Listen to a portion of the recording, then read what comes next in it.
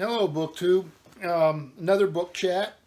It's Tuesday, 1st of May, 2018. Another leaden sky and warmer temperatures today, though, up in the 50s here in Vermont. Again, I have the house to myself for the morning, and so I thought I'd take advantage of it and discuss a little bit a book I finished last night. And this is a reread. And it's a reread of the first volume of a multi-volume biography. And I first read this probably about 30 years ago. And I wanted to revisit it because we have more information about the subject of the biography, and that's Thomas Jefferson. And I remember it's a 6-volume work by Dumas Malone about Thomas Jefferson, and I remember really enjoying the biography all those years ago. And we have new information about Jefferson, of course, through DNA and historical scholarship. And I wanted to see how that would impact my reread. And the first volume here is Jefferson the Virginian, Dumas Malone. Now, when I first got these are a repurchase. I had them years ago. If I remember correctly, and I may be wrong, but I seem to remember that I got them for rejoining the Book of the Month Club. You used to get a free set of books. One year I got 2 volumes with a magnifying glass of the Oxford English Dictionary. One year I got the full set of Civilization by Will and Ariel Durant. And then one year I got the set of Jefferson the Virginian, or Jefferson, the whole series, Jefferson in His Time.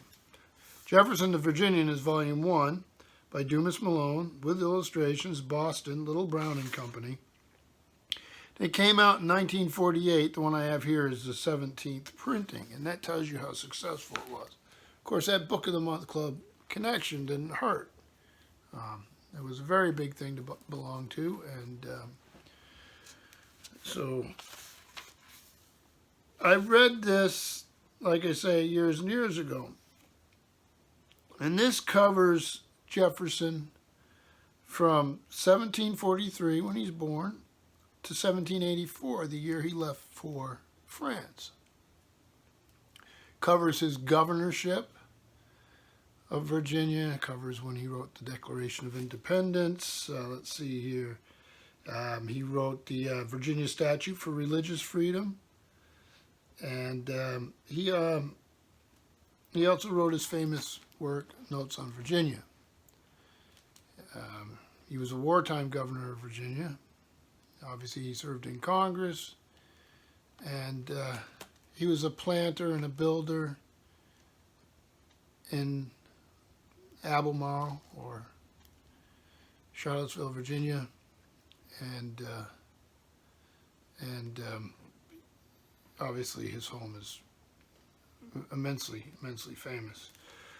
So I have been to his home, Monticello. I've visited. I've been to Charlottesville many times. My father retired there and lived there until he passed away. And I've always found Jefferson to be a fascinating human being. And there's things about him that I admire very much. He was big on the separation of the powers of government, judicial, legislative, and executive. He was very big on individual rights, voting rights, westward expansion, and one of the key things he was instrumental in is that new territories would become states with their own governments. And that had a huge impact. He wasn't the only one who thought that, but it was a big part of what he did. And he was an innovator in many ways, besides his building and planting and building. He was a great book collector, an amazing book collector. Library of Congress was based was founded using his library. He corresponded with some of the important people of the day. So he was an interesting man. He proposed that newly admitted states not be slave states and that slavery would have an end date. So this book is beautifully written. The prose is wonderful. You learn a tremendous amount. But some of it is problematic. And I don't like... I like to be careful when I take modern morality, which may not stand the test of time either. Well, it won't stand the test of time, hopefully. Hopefully we always progress. But and I don't like to judge people in the past on modern notions without at least some thought before I do it. I try to be fair. And of course the issue I'm getting to here is slavery. And there are comments, and there is a bit of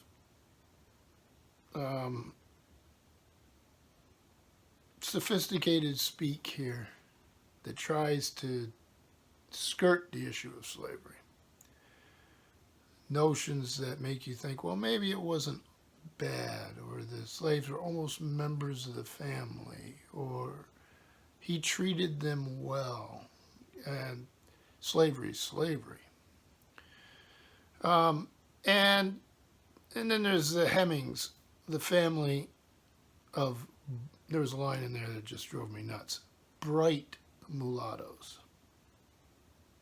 Now, we didn't say bright for every other person there, so depending on skin tone, but that became problematic, and those little things would keep creeping up.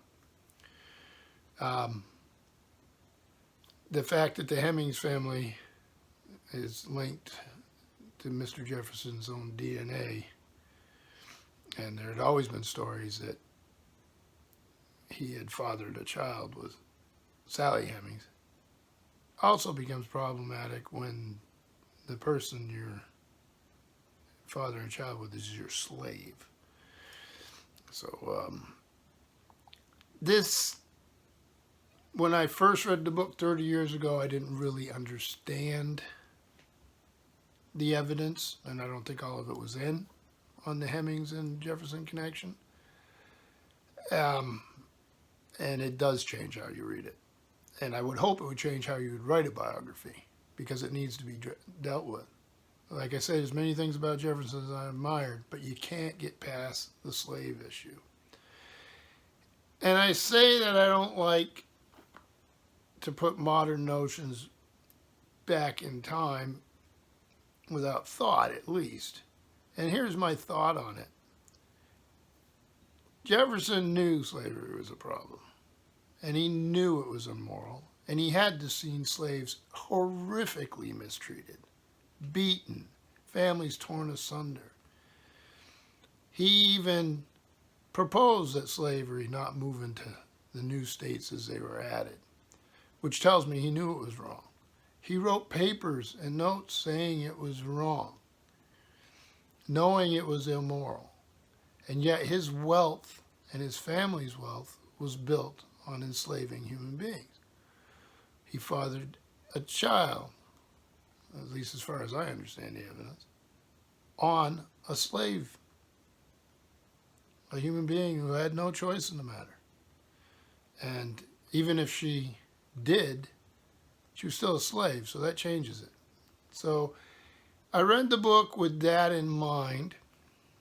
And again, I admire many things about him. The books, the science, the notions that he had of freedom, which unfortunately seem a little hypocritical when you own 200 slaves. You know, we believe all men are created equal. No, you don't.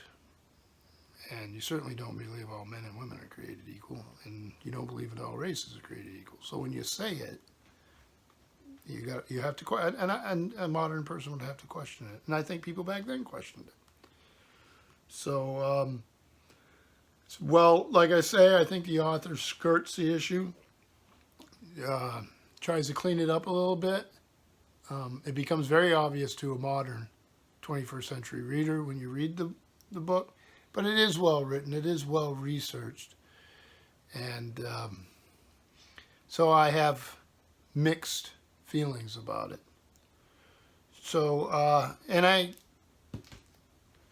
questioned whether I was going to go on to the second volume, and the second volume is Jefferson's and the Rights of Man. Sorry about the glare here. It isn't because it's sunny out. So here's a little bit from the inside flap.